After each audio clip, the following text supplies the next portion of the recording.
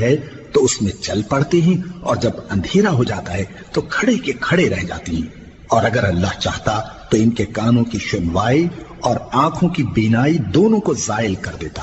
بلا شبہ اللہ ہر چیز پر قادر ہے۔ لوگوں، اپنے پروردگار کی عبادت کرو جس نے تم کو اور تم سے پہلے لوگوں کو پیدا کیا تاکہ تم اس کے عذاب سے بچو، جس نے تمہارے لیے زمین کو بچھونا اور آسمان کو چھت بنایا، اور آسمان سے مے برسا کر تمہارے کھانے کے لیے انواع و اقسام کے میوے پیدا کیے۔